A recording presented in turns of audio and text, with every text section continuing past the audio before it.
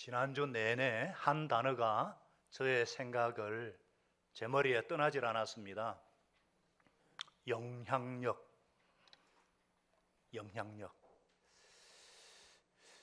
집은 교회 근처인데 일터가 멀어서 먼 출퇴근길을 다녀야 하는 우리 성도들, 또 심지어는 집과 직장이 멀어가지고 금요 목장 모임에 또 주일 예배 드리기 위해서 3시간씩 차를 타고 와야 함에도 꾸준히 참석해서 예수님 영접하고 직장에서도 영향력 있는 삶을 살고 있다는 소식들, 지난주일 오후에 우리 노회 소속 담임 목사 내외와 성도들이 우리 교회 탐방을 와서 우리 두 목자님의 진실된 간증과 강의를 통해 큰 은혜와 도전을 받았다는 말을 듣고 이 영향력이라는 단어들을 계속 생각했었습니다. 올해 6월 초에 있을 평신도 세미나에 멀리 해외를 비롯한 많은 교회가 리더들을 보내고 싶다는 연락이 오고, 또 지역 모임을 섬기는 교회로 영향력을 끼치는 것을 보면서 그동안의 헌신이 헛되지 않았구나 감사했습니다. 무엇보다도 방학 동안에 유치부 부모 신방과 어린이 리더 훈련, 어린이 목자 훈련, 또 목장으로 하나 되는 우리라는 주제로 가진 청소년부 겨울 수련회, 이 모든 것들은 다음 세대를 위해서 그동안 우리가 기도한 것들, 그것이 열매로 나타나는 것을 참 보게 되면서 얼마나 감사했는지 모릅니다. 중고등부를 거쳐서 이제 어엿한 청년이 되어가지고 보조교사로 섬기는 이 싱글들을 보면서 신앙과 성품과 실력을 갖춘 하나님의 나라 일꾼들로 자라는 것을 보는 거 정말 감격이었습니다. 여러분, 우리 교회가 큰 건물을 가진 것도 아니고 사이즈가 큰 것도 아니고 사람이 많은 것도 아닙니다만은, 숫자가 많은 것도 아닙니다만은 하나님 안에서 큰 꿈을 꾸고 하나님을 기쁘게 하고자 하는 큰 열정, 큰 믿음을 가진 사람들이 모인 교회. 키가 크다고 큰 사람입니까? 많이 먹는다고 큰 사람이에요? 큰 믿음을 가진 사람들이 모인 큰 교회. 사람을 귀하게 여기고 사람에게 집중하고 사람을 살리고자 하는 교회로 빚어가심을 감사합니다. 정말 영과 진리로 하나님께 예배드리고 주님의 소원인 영혼 구원과 하나님 나라를 세우기 위해 묵묵히 기도하는 교회. 그럴수록 정말 사람을 더 사랑하고 더 섬기고 정말 선한 영향력을 끼치는 교회가 되어야 되겠다, 그런 삶을 살아야 되겠다, 하나님 앞에 새롭게 다짐하게 됩니다. 사랑하는 여러분, 요즘 어디를 보더라도요, 사람을 비판하고 정죄하고 죽이려고 하는 사람들이 난무하는 이런 시대를 우리가 살고 있습니다. 갈수록 사람을 세워주는 것이 필요한 시대입니다. 하나님은 사람을 세우고 사람을 살리는 자를 찾고 계십니다. 어떻게 그런 사람이 될 수 있을까? 어떻게 하면 그런 사람이 될 수 있을까? 한 번 목자는 영원한 목자인 것처럼 지금도 멀리 독일에서 저를 위해 기도해 주는 제 목자 가정을 생각할 때 감사가 되고요, 새벽마다 저희 가정을 위해서 기도한다는 우리 원로 목사님의 기도와 섬김이 감사가 되고요. 그래요, 우리가 이 자리에 앉아 있는 것 자체가 누군가의 기도가 있었기 때문에, 누군가의 섬김과 사랑이 있었기 때문에 그 결과인 줄로 믿습니다. 그럴수록 새벽마다 기도하는 분들, 또 중보기도 사역자들을 생각하니 너무 감사하고, 어찌하든지 사람을 살리고 세우고자 애쓰는 우리 목자 목녀들, 교사들을 생각할 때 너무 귀하고, 무엇보다도 지금도 하나님 우편에서 저를 위해 기도하고 계시는, 우리를 위해 기도하시는, 중보하시는 예수님을 생각하니까 왈칵 눈물이 쏟아졌습니다. 여러분, 우리가 어떻습니까? 당신은 어떻습니까? 당신은 사람을 세워주는 자입니까? 죽이는 자입니까? 여러분들의 자녀들을 세우고 내 주위 사람들을 우리가 어떻게 세울 수 있을까? 우리가 어떻게 사람을 돕고 세울 수가 있을까? 오늘 이 시간 하나님께서 저와 여러분에게 도전하십니다. 사람을 세우는 자가 되라. 사람을 세우는 자가 되라고 말씀하십니다. 어떻게 하면 그렇게 될 수 있는가? 첫째로 사람을 격려하는 자가 되라 이렇게 말씀하십니다. 뭐라고요? 격려하는 자가 되라. 사람을 격려하는 자가 되라. 오늘 우리가 읽었던 본문은 3년간의 에베소 사역을 끝내고 이제 떠나는 장면이에요.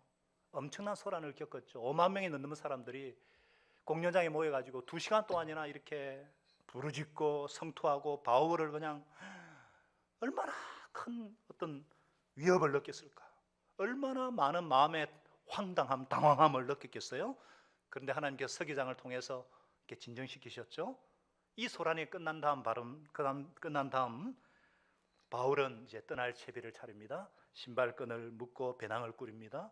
그런데 이런 소란에도 불구하고 한 가지 바울은 중요한 일을 잊지 않았습니다. 그것이 무엇입니까? 우리 다시 한번 1, 2절을 같이 읽습니다. 1, 2절 시작. 소요가 그침에 바울은 제자들을 불러 권한 후에 작별하고 떠나 마게도냐로 가니라. 그 지방을 다녀가며 여러 말로 제자들에게 권하고 헬라에 이르러. 자, 반복되는 단어가 있죠. 뭡니까? 예, 권했다. 아주 잘 들으셨어요. 제가 악센트를 주가 얘기했는데 권했다. 이게 쉬운 표현으로는 격려했다. 격려라는 말은 파라칼레오 이런 뜻인데요. 옆에서 도와주다 이런 뜻입니다.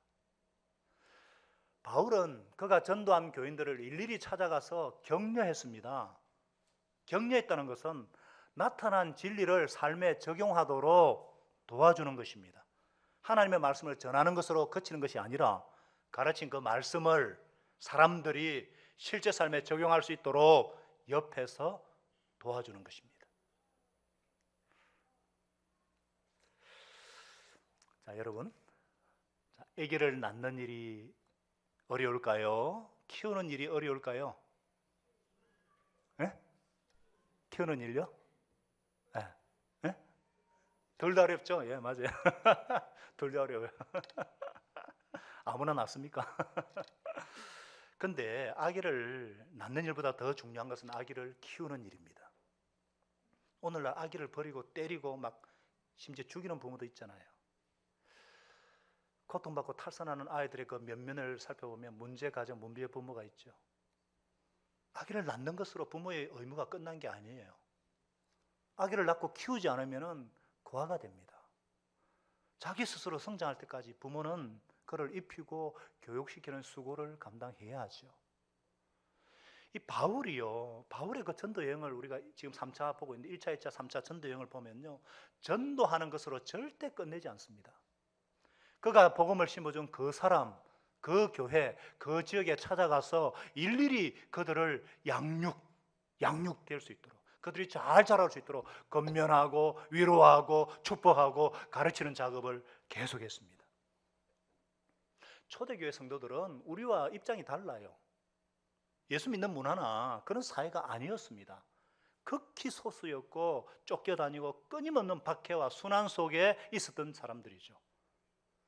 진리도 중요하지만은 더 중요한 것은 진리를 지키며 살 수 있도록 도와주고 격려하고 위로하고 권면하는 일들입니다.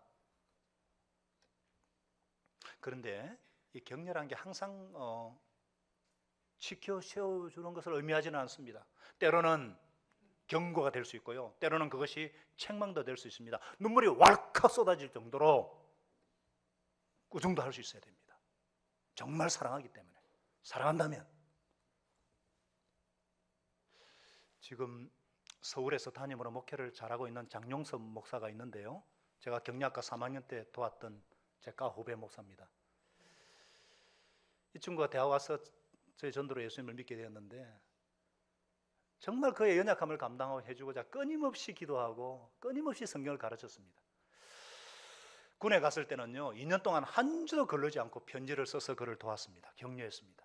그러나 제대 후에 그의 죄악된 습관과 믿음 없음에 대해서는요, 눈물이 왈칵 쏟아질 정도로 책망했습니다. 그는 지금도 목사님의 사랑 때문에 제가 인간이 되었고 목사가 되었습니다, 이렇게 명절 때마다 감사인사를 해오고 지금 목회를 아주 잘하고 있습니다. 연약한 자들을 굉장히 잘 돕고 있어요. 격려란 항상 잘했다 잘했다 칭찬만 하는 것이 아닙니다.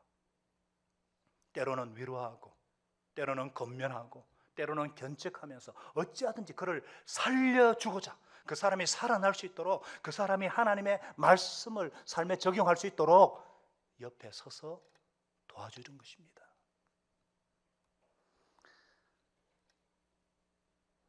우리 예수님이 격려자가 되십니다. 할렐루야. 한자어로 보혜사라 그러죠. 보혜사. 보호하고 은혜 베풀어 주시는 분, 보혜사. 또 다른 보혜사가 누구예요? 성령님, 성령 하나님. 그래서 보혜사 성령을 헬라어로 파라클레토스 그럽니다. 파라칼레오에서 온 단어죠. 우리가 잘 알듯이 이 보혜사 성령 하나님께서 우리에게 오셔서 제일로 주된 임무가 무엇입니까? 그게 뭘까요? 병 고치는 일일까요? 아닙니다. 우리 주님께서 어느 날 십자가에 달려 돌아가시기 전날 제자들에게 말씀하시면서 이렇게 말씀하셨어요. 내가 가면, 이제 십자가에 죽고 부활 승천할 건데 내가 가면 아버지께서 너희에게 보혜사 성령을 보내주실 터인데 저가 너희에게 오면 임무가 뭐라고요? 내가 너희에게 말한 모든 것을 생각나게 하리라. 모든 진리를 가르칠 뿐 아니라 모든 것을 생각나게 하리라. 성령님께서 하시는 가장 중요한 일은 성경 아래 나타난 예수님의 가르침을, 복음의 진리를 내 삶 속에 적용할 수 있도록 격려하고 생각나게 하고 옆에서 도와준다는 것입니다. 그래서 성령님은 문자적으로, 성령님의 문자적인 이름은 격려자이십니다. 할렐루야. 이 시간 성령님께서 우리와 함께 하시고 격려하시는 줄 믿습니까? 왜냐? 성령님께서 내 안에 계시고 또 두세 사람이 내 이름을 모인 곳에 함께 하신다 하셔서 때로는 우리를 격려하시고 때로는 위로하시고 때로는 힘을 주십니다. 하나님의 소원대로 살 수 있는 소원도 주시고 그렇게 할 수 있는 능력도 주시고 또 내가 사람들을 돕고자 할 때 지혜가 필요하면 지혜도 주시고 인내가 필요할 때는 인내도 주시고 능력이 필요할 때는 능력도 공급해 주십니다. 성령님의 은혜를 찬양합니다.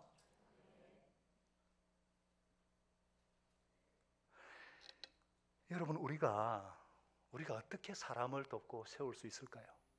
우리가 어떻게 자녀들을 세우고 내 직장 동료들을, 내 직장 내에 있는 사람들을 우리가 세울 수 있을까? 먼저 바울처럼 성령으로 충만하게 되어서 사람을 격려하는 자가 되라, 이렇게 말씀하셔요. 이를 위해서는 내가 먼저 하나님의 말씀을 읽고 묵상하고 순종해서 그 능력을 체험함으로 내 자녀에게, 목장 식구에게 가르쳐서 말씀이 그 사람을 어떻게 변화시키는가 보여줄 수 있어야 합니다. 그를 위해 기도하고 그를 인내하고 권면함으로 어찌든지 그가 하나님의 말씀에 더 떠나지 아니하고 말씀을 생활에 적용하기까지 옆에서 도와주는 사람, 이러한 사람이 사람을 세워주는 자입니다. 그런 점에서 우리 각 목장의 우리 목자들, 목녀들의 헌신이 얼마나 귀한가. 속이 터지지만, 할 말이 많지만 참고 섬기고, 할 말이 있지만 믿어주고 쏘가지고 기다려주고. 여러분, 목자 목녀들 괴롭히면 안 돼요.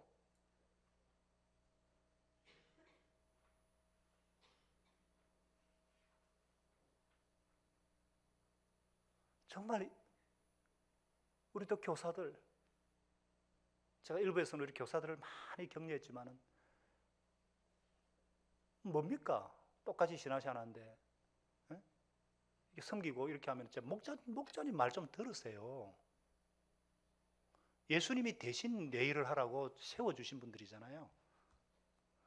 이런 분들이 정말 세워주는 사람이잖아요. 이런 분들이 정말 하나님 앞에 왕같은 제사장, 양들을 어깨에 메고 가슴에 안고 내가 사람을 살려야지, 내가 그래도 살려야지. 그래서 또 기도로 나아가고 또 이렇게 하나님께 주신 힘을 덧입고 그 사랑으로 섬기자 하니까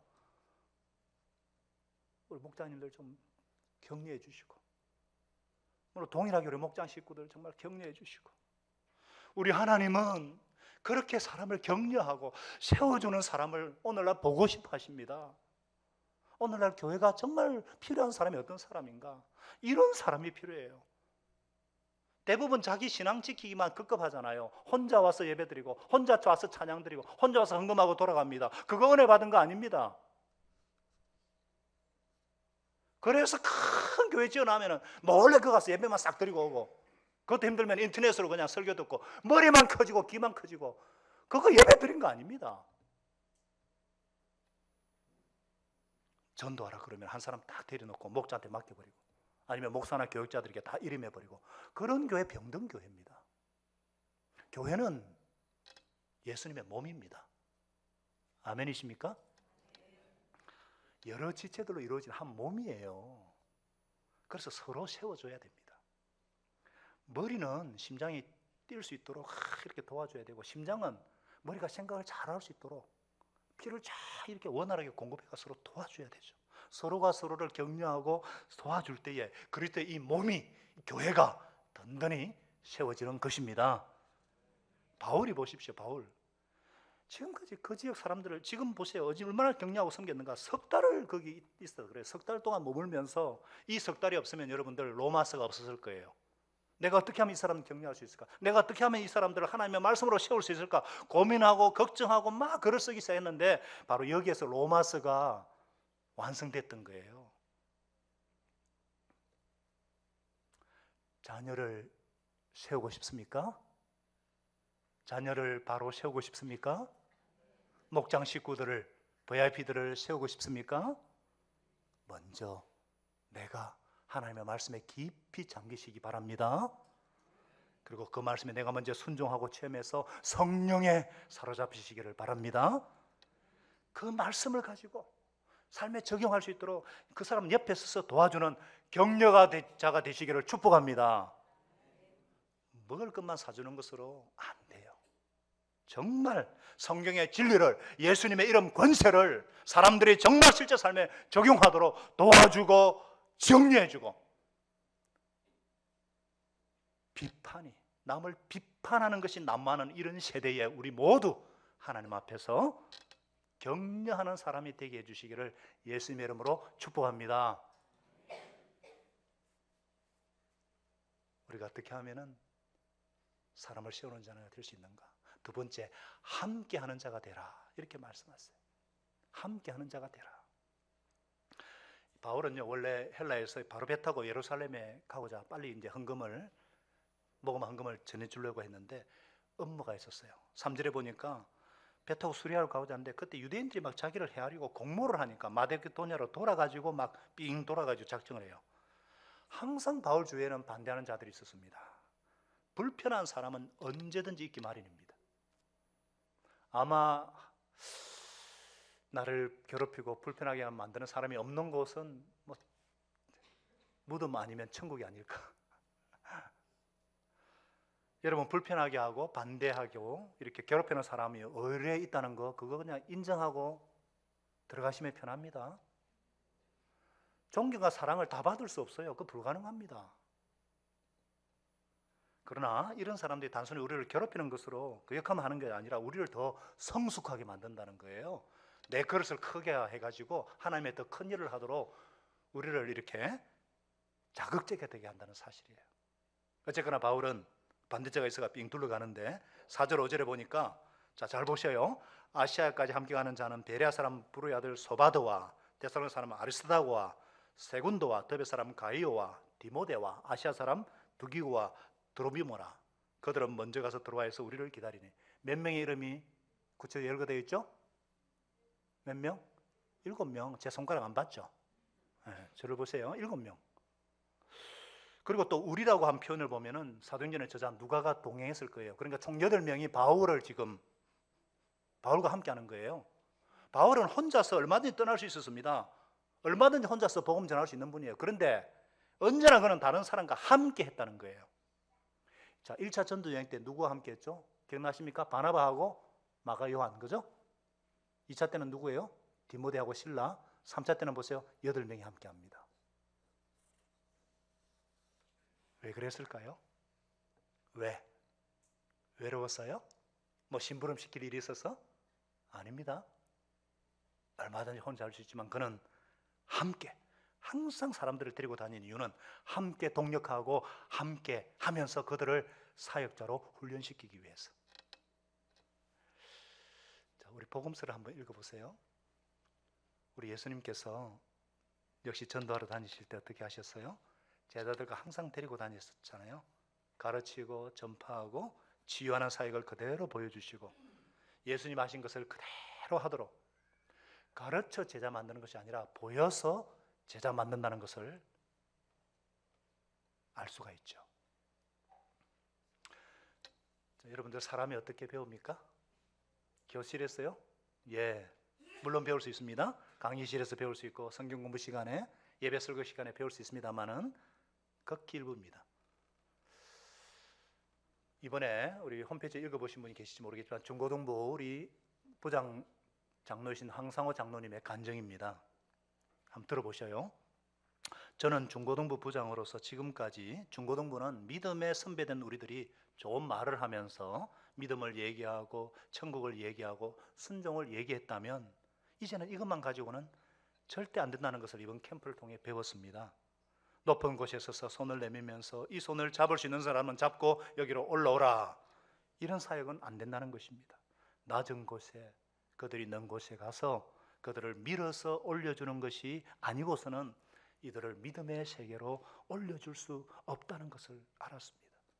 우리 주님도 낮은 곳으로 오셔서 그들을 섬기시고 그들을 천국으로 올리셨는데 내가 뭐라고 교회 조금 일찍 다니기 시작했다고 조금 높은 곳에 서서 입으로만 떠들면서 이리로 올라오라 말하는 것이 참으로 맞지 않다는 것입니다. 예전에는 이것을 몰라서 이미 졸업해버린 우리 중고등부 아이들에게 참으로 미안한 마음이 들고 마음이 아픕니다. 더 잘해줄 수 있었는데, 더 따뜻한 믿음의 사람이 될 수 있도록 도와줄 수 있었는데 그렇게 하지 못한 것에 대해 너무 미안하고 죄송합니다. 이 자리를 빌어 용서를 구합니다. 그리고 변함없이 중고등부를 위해 기도해 주신 목자님들과 우리 교우들에게 너무 감사합니다. 여러분 감동이 되지요? 감동이 되지 않습니까? 저는 막 감동이 되던데. 예수님은 하늘나라 왕자에서 앉아가 우리를 가르칠 수 있었어요. 선지자들을 보내며 그냥 편하게 선지자 보내시고 말씀만 하실 수가 있었어요. 그런데 그렇게 하지 않으셨습니다. 우리와 같은 모습이 되셨습니다. 사람의 모양으로 나타나시다 그랬어요. 그리고 십자가에 죽으셨습니다. 피 묻은 손으로 저와 여러분을 일으켜 주시고 내 등 뒤에서 나를 떠밀어 주시고 어떤 때는 나를 밟고 올라가라, 나를 밟고 일어서라, 이렇게 하시는 분이 예수님이세요.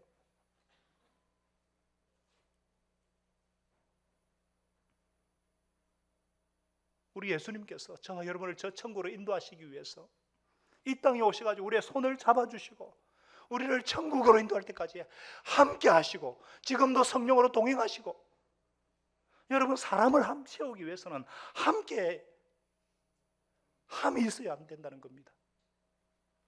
그 사람의 눈높이까지 낮아져서 그와 웃음을 나누고 그와 함께 눈물을 나누고 함께 기쁨을 나누고 슬픔을 나누고 고통을 나누고 곤란한 상황을 나누고 아픈 상한 감정을 나누고 고민을, 마음속에 있는 고민을 함께 할 때에 그 사람은 나도 모르게 세워진다는 것입니다.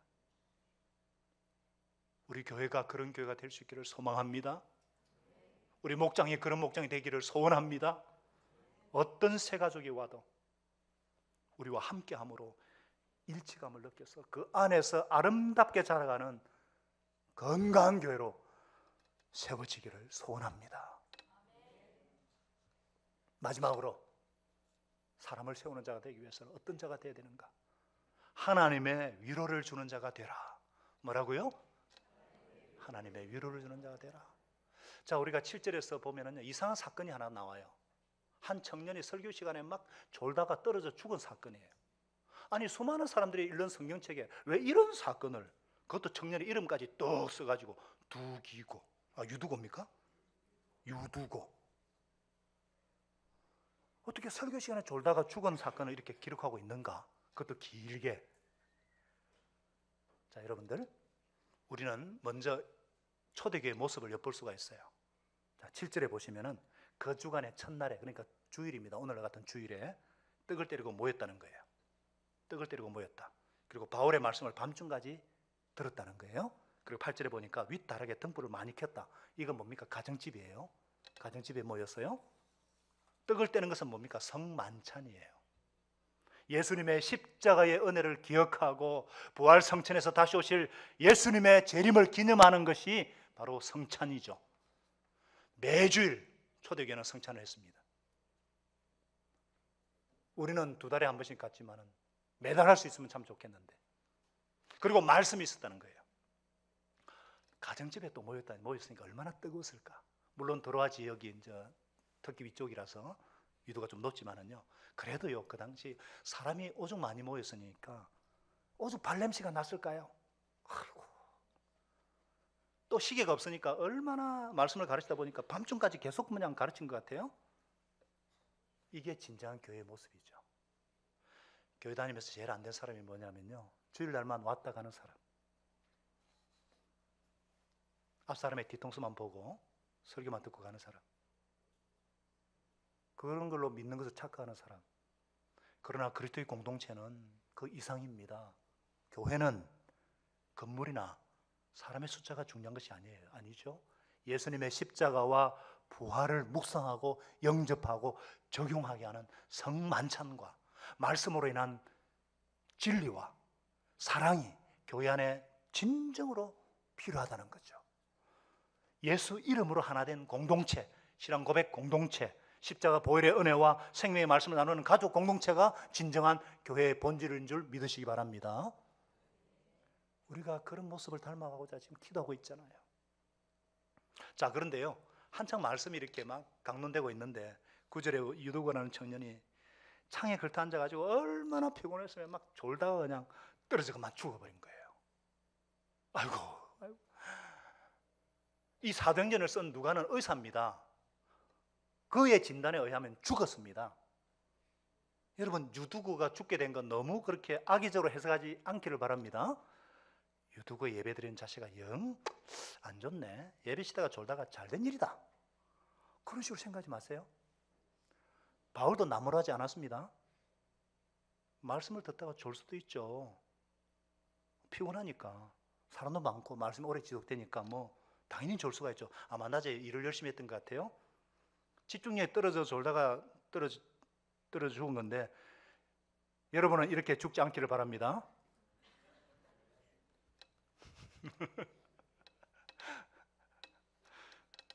자, 근데 바울이 바로 이 순간에 구약의 엘리사가 수넴 여인의 아들을 살리는 장면을 생각했던 거예요.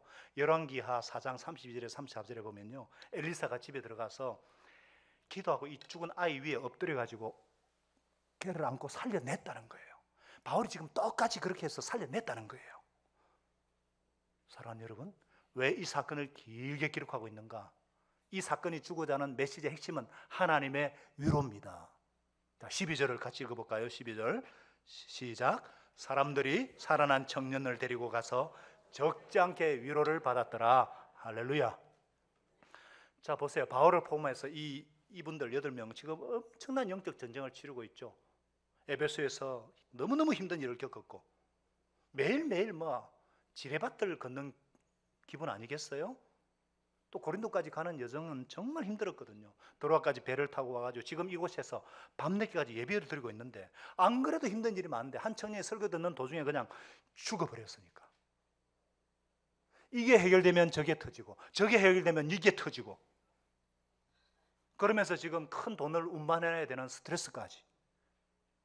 한 성도가 그런 와중에 떨어져 죽은 겁니다. 큰일이잖아요. 무슨 또 공격을 당하겠어요? 설교 듣다가 떨어져 죽었다며 하나님이 어디 계시냐? 비아냥거림부터 시작해가지고 혹시 그 집에 주인이 안 믿는 사람이라면 어떻게 했겠어요? 이 사태를 어떻게 하면 좋습니까? 그런데 그런 가운데 그가 기적적으로 살아났다는 거예요. 사람들이 살아난 그 청년에서 적지 않게 위로를 받았다는 것입니다. 무슨 말이죠? 영적 전쟁 가운데 어려움은 끊이지 않는 것처럼 보이지만 하나님은 예상치 못한 곳에서 야찮지 못한 방법으로 위로하시고 힘을 주시고 그렇게 이겨나갈 수 있게 하신다는 사실입니다. 할렐루야. 우리도 마찬가지. 우리도 마찬가지. 정말 우리의 삶이 하루하루 전쟁이잖아요. 그것도 영적인 전쟁터잖아요. 얼마나 평신도들의 삶이 녹록하지 않습니까? 지금 경기가 얼마나 힘들고 나라는 이렇게 양쪽으로 갈라져서 싸우고 서민들의 게다가 참 이렇게 세상을 거슬러서 살다 보면 얼마나 어렵고 힘든 일이 많아요.